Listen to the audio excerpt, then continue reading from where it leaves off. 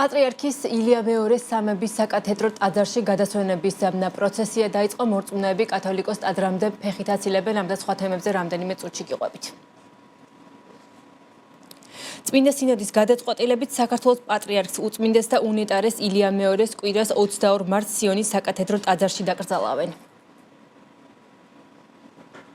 საქართველოში გლოვის დღეები ილია მეორის დაკრძალვის დღის ჩათვლით გაგრძელდება. პატრიარქის დაკრძალვის საორგანიზაციო საკითხებზე სახელმწიფო კომისიაც იმუშავებს.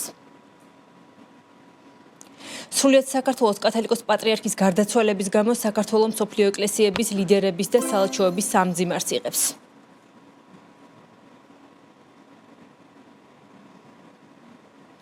მოგესალმებით, საქმის კურსი პირდაპირ ეთერში ბრუნდება. მე უნცა შუბაშვილი ვარ და ეკონომიკის და ბიზნესის სიახლეების შესახებ გიყვებით.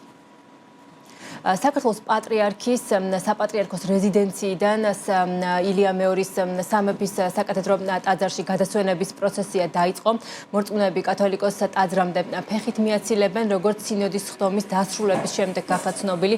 საქართველოს კათოლიკოს პატრიარქს ილია მეორის კვირას 22 მარტს სიონის საკათედრო ტაძარში დაკრძალავენ. მეუფე იობის თქმით, საქართველოს კათოლიკოს პატრიარქმა ილია მეორემ ახლობლებს დაუტოვა სურვილი, რომ სიონის საკათედრო ტაძარში ხდარიყო მისი დაკრძალვა და შესაბამისი გადაწყვეტილება სინოდის სხდომაზე. ამიტომ მიიღეს 93 წლის ასაკში საპატრიარქო ტახტზე ასვლიდან 59 წელს სრულიად საქართველოს კათოლიკოს პატრიარქი მცხეთა თბილისის მთავარეპისკოპოსი და ბიჭვინთისა და ცხუმ-აფხაზეთის მიტროპოლიტი ილია მეორე 17 მარტს საღამოს ჰოსპიტალში გარდაიცვალა.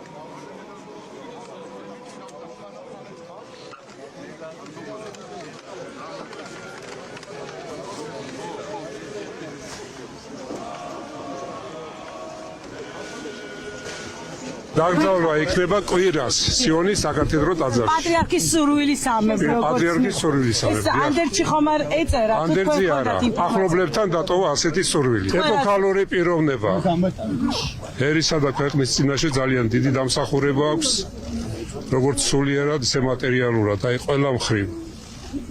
პატრიარქი იყო სიყვარულის პატრიარქი. არ არსებობს ადამიანი, ქრისტიანი მით უმეტეს რომ მისი უწმინდესობა არ უყვარდა. საქართველოს კათოლიკოს პატრიარქის ილია მეორის დაკრძალვის საორგანიზაციო საკითხებთან დაკავშირებით მთავრობის ადმინისტრაციაში სამუშაო შეხვედრა გაიმართა, რომელშიც საქართველოს პრემიერ-მინისტრი ირაკლი კობახიძე, პრეზიდენტი მიხეილ ყაველაშვილი, პარლამენტის თავმჯდომარე შალვა პაპუაშვილი, თბილისის მერი კახა კალაძე, სახელმწიფო უსაფრთხოების სამსახურის უფროსი მამუკა მდინარეძე, ასევე სახელმწიფო დაცვის სპეციალური სამსახურის უფროსი ანზორ ჩუბინიძე და მინისტრთა კაბინეტის წევრები მონაწილეობდნენ სამუშაო შეხვედრაზე. აღინიშნა, რომ შეიქმნება სახელმწიფო კომისია, რომელიც პატრიარქის დაკრძალვის ორგანიზაციის საკითხებზე იმუშავებს. საქართველოს კათოლიკოს პატრიარქის გარდაცვალებასთან დაკავშირებით საქართველოში გლოვაა გამოცხადებული. გლოვის დღეები დაკრძალვის დღის ჩათვლით გაგრძელდება. საქართველოს კათოლიკოს პატრიარქის ილია მეორის გარდაცვალების გამო მსოფლიო ეკლესიების სამძიმრის წერილებს აქვეყნებენ. პატრიარქის გარდაცვალებას საქართველოში აკრედიტირებული დიპლომატიური მისიები და საერთაშორისო პარტნიორებით ოფიციალური განცხადებებით გამოეხმაურნენ და მწუხარება გამოთქვეს უსამძიმრებთ მართლმადიდებელ ეკლესიას, სამღვდელოებას და საქართველოს მოსახლეობას მისი უწმინდესობის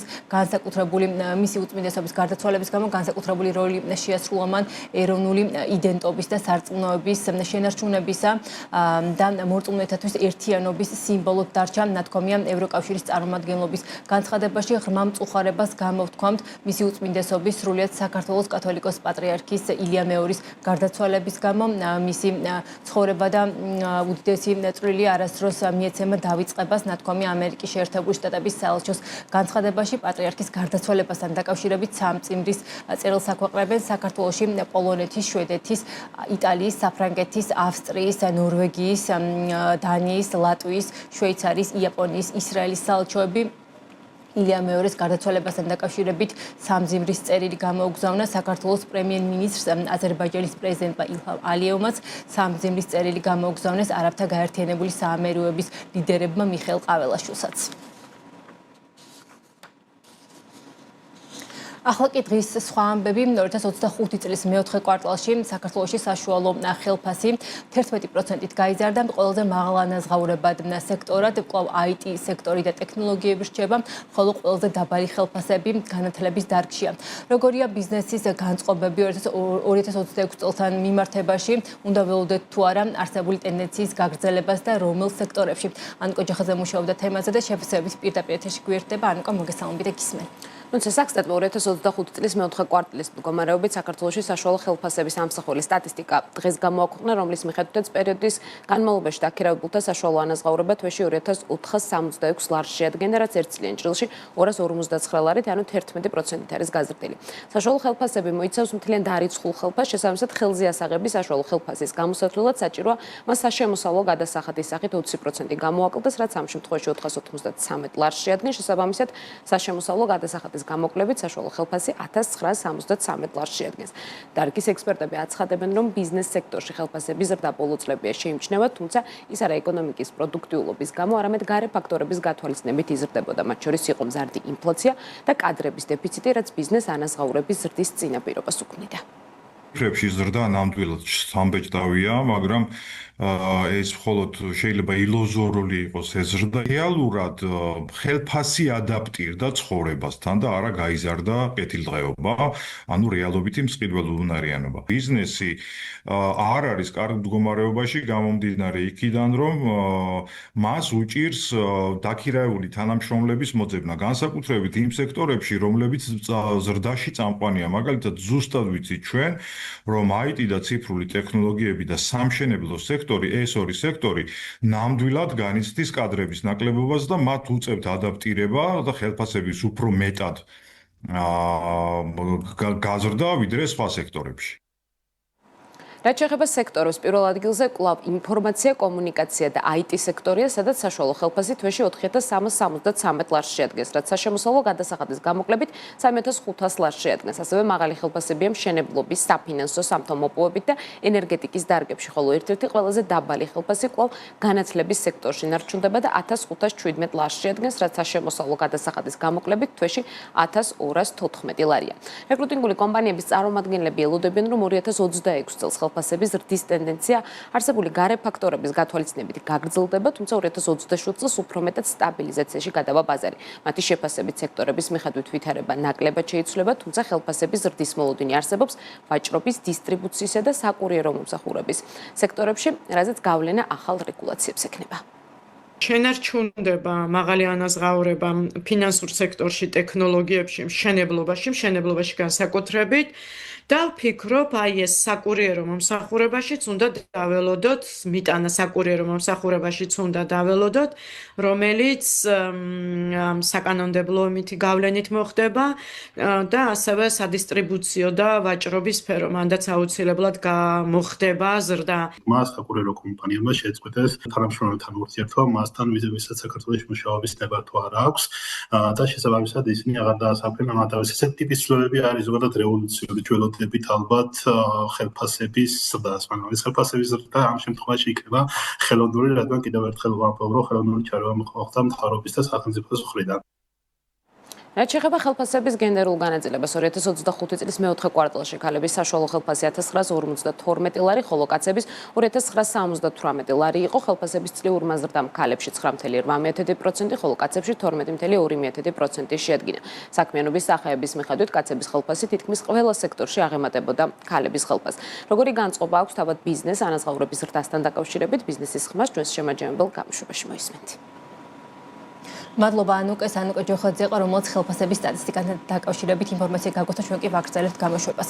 საქართველოში ხორცის გაძვირება მოსალოდნელი, როგორც კომპანია აგროქიზიყის დამფუძნებელი ამბობს, მსოფლიოში მსხვილფეხა პირუტყზე დეფიციტი შეინიშნება, ამასთან რუსეთსა და ბელარუსში ფასები მკვეთრადაა გაზრდილი, საქართველოში კი ნედლი ხორცი ძირითადად ამ ბაზრებიდან შემოდის. ბექა გონაშვილის განცხადებით, ამ ეტაპზე ადგილობრივ ბაზარზე ხორცის საბითუმო ჩასაბარებელი ფასი 24-25 ლარის ფარგლებში მერყეობს, რაც მოსალოდნელია, რომ მინიმუმ 26-27 ლარამდე გაიზრდება. აგროქიზიყის დამფუძნებელი ამბობს, რომ ხორცის გაძვირება შესაძლოა დროში მცირედით გადაავადოს იმ გარემოებამ, რომ ირანში მიმდინარე საომარი მოქმედებების გამო ამ ეტაპზე საქართველოდან დიდ ქვეყნებში, მათ შორის ერაყში მსხვილფეხა ცხოველების ექსპორტი შეფერხებულია, თუმცა მისი თქმით, ზაფხულის პერიოდისთვის ადგილობრივ ბაზარზე ხორცის გაძვირება გარდაუვალია. რუსეთში არის ფასები საკმაოდ მომატებული, არის უზბეკეთი, რომელიც ძალიან დიდი შემსყიდველია და მას, ესე ვთქვათ, ყველაზე ახლო ქვეყნები რუსეთი და ასე შემდეგ ყაზახეთი, რაც იქაც აწიეს ფასები, 18 მოთხოვნა გამომდინარე, ევროპაში ფასები არის გაძვირებული დაახლოებით 30%-ით, შესაბამისად კიდევ უფრო ძვირდება იქაც, აქედან გამომდინარე, ჩემ პირადად მოლოდინია, რომ საქართველოშიც ფასები აუცილებლად მოიმატებს, უბრალოდ ამას შეიძლება ფასების მომატებას ცოტა ხანი შეაფერხოს, ბრწყალებში ვიძახი, შეაფერხოს იმან, რაც ირანის მიმართულებით ხდება, იმიტომ რომ საქართველოდან ადრე გადიოდა ერაყში მსხვილფეხა ქოსანი პატარები, რაც ახლა ირანის გავლით ხდებოდა და ვეღარ ხდება, აქედან გამომდინარე ეს ექსპორტი ცოტა ხანი ჩაკეტილი იქნება, სანამ იქ სიტუაცია დაალაგდება და აქედან გამომდინარე მგონია, რომ ფასი მოიმატებს, მე ჩემ მოლოდინია, რომ სადღაც ივლისი-აგვისტოში ფასები ისევ მოიმატებს. დღეს თბილისში ჩასაბარებელი, ესე ვთქვათ, რო დავკალა მე ჩემი საქონლო თბილისში ჩაობარო ბითუმოში ეს არის დაახლოებით 24 ლარის ფარგლებში, პლუს-მინუს 25-მდეც კი არის ზოგიერთ კატეგორიაზე.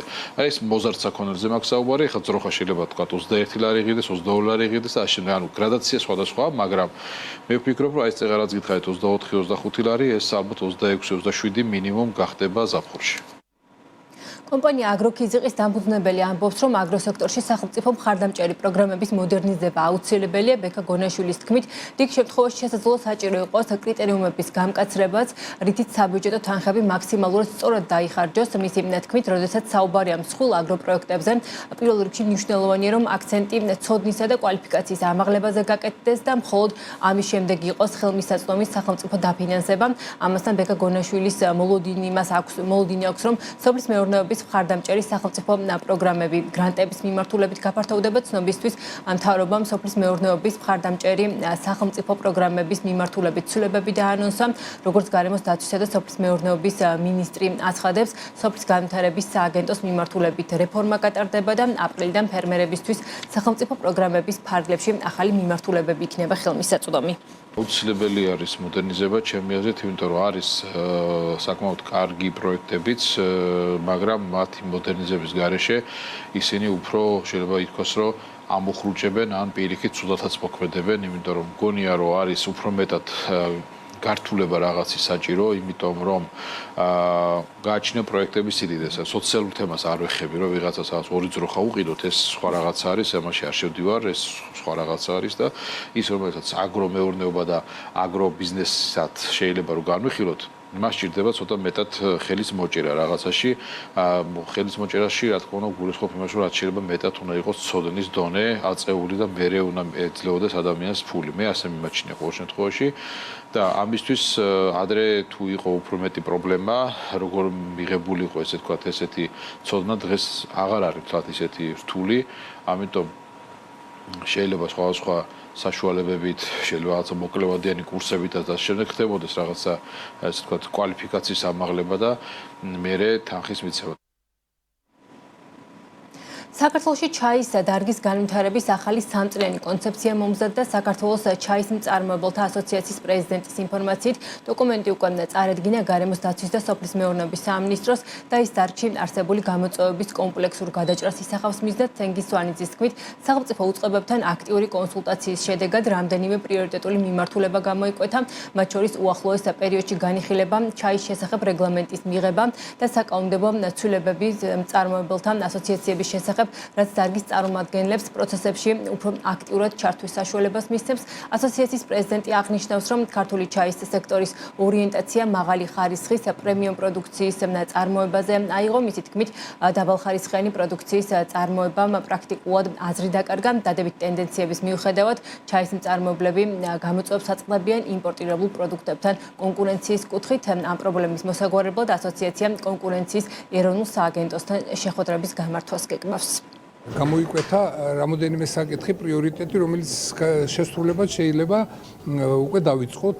ეს არის პირველ რიგში ჩაის შესახებ რეგლამენტის მიღება შესაძლებელია. ეს საქართველოს პარლამენტის სოციალურ კომიტეტთანაც შეთანხმდა. მზადდება ეს და ალბათ 2-3 თვეში უკვე მიღებული იქნება ეს. მეორე არის ძალიან საინტერესო დარგისთვის საკანონმდებლო კუთხით ქვეყანაში წარმოებელთა ასოციაციების შესახებ კანონის მიღება, რომელიც ასოციაციებს მისცემს საშუალებას, რომ უფრო აქტიურად იყვნენ ჩართული დარგების განვითარებაში, მათ შორის ჩაის დარგის განვითარებაში. პლუს ამას მიდის საუბრები დარგისთვის ესეთი დახმარებისათვის, როგორც არის საბრუნავი სახსრების გამოყოფა. ბიზნესის წარმომადგენლების ნაწილი საბაჟო პროცედურების გამარტივების აუცილებლობაზე საუბრობს. იმპორტიორების ნაწილი მიიჩნევს, რომ ტვირთების მომსახურების ნაწილში პროცედურებია დასახვეწი და გასამარტივებელი. დიპლომატ ჯორჯიას საბაჟო ოპერაციების განხორციელების არსებულ სისტემურ ხარვეზებზე ამახვილებს. ყურადღებას კომპანიის განმარტებით ბიზნესისთვის ერთ-ერთი მთავარი პრობლემა არის პროცესების ბუნდოვანება და ერთიანი სტანდარტის არარსებობა. ასევე ხშირ შემთხვევაში გაურკვეველია ოპერაციების შესრულების ვადები, რაც ლოგისტიკურ ჯაჭვში შეფერხებებს იწვევს. გარდა ამისა, პრობლემაც სახელდება ერთი და იგივე ტიპის ტვირთის მიმართ სხვადასხვა დეკლარანტის მხრიდან განსხვავებული მიდგომები. კომპანიაში მიიჩნევენ, რომ საბაჟო სისტემის მკაფიო დიფერენციაცია და ჩამოყალიბების წესები აკლია, რაც ბიზნეს სამართლებრივ ფინანსურ რისკებს უქმნის.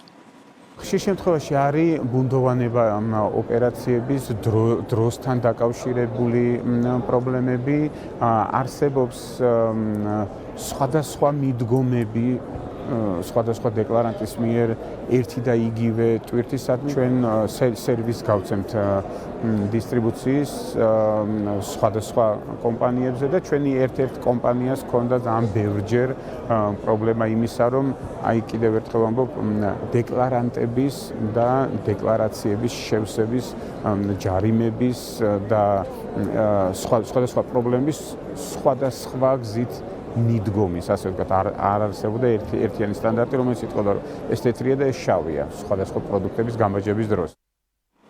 ბიზნესმენ ირაკლი რუხაძის და თანაინვესტირების ფონდის კომპანია ქართული ცემენტი კასპში ქარხნის გაფართოებას გეგმავს. კომპანიამ, რომელიც ჰანიվել ცემენტის ბრენდით აწარმოებს პროდუქციას, გარემოსდაცვითი ზედამხედველობის დეპარტამენტს შესაბამისი პროექტი და გეზეშე ანგარიში უკვე წარუდგინა. ანგარიშის მიხედვით ახალი ტექნოლოგიური ხაზის ექსპლუატაციაში შესვლა კლინკერის წარმოებას დღეში 1200 ტონამდე, ხოლო წელიწადში 378,000 ტონით გაზრდის. ჯამური წლიური წარმატება კი რეკორდულ ნიშნულს 1,863,000 ტონას მიაღწევს. კომპანია ქარხნის გაფართოების სამშენებლო ეტაპზე 300 ადამიანის დასაქმებას გეგმავს. პროექტის ავტორების განმარტებით ეს ცვლილება აუცილებელია ადგილობრივ ბაზარზე გაზრდილი მოთხოვნის დასაკმაყოფილებლად. დღეისთვის საქართველოს კვლავ მნიშვნელოვანია დამოკიდებული კლინკერის იმპორტზე მეზობელი ქვეყნებიდან, მათ შორის აზერბაიჯანი, თურქეთი. ახალი ხაზი კი ამ დამოკიდებულების საგრძნობლად შეამცირებს.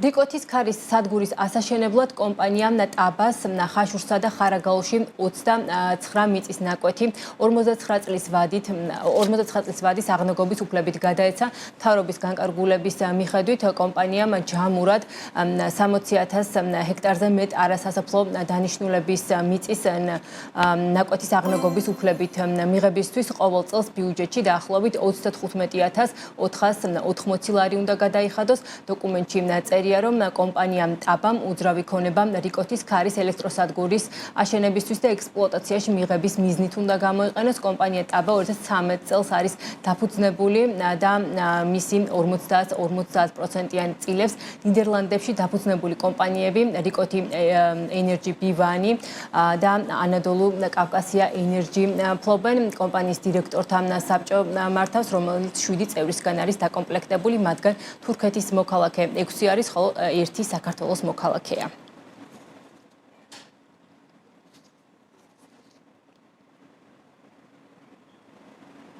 ასეთი იყო ამ დროისთვის საქმის კურსი. მე გემშვიდობებით, თქვენ კი წინ გელით შემაჯამებელი გამოშვება 19 საათზე ანა ლაპიაშვილთან ერთად.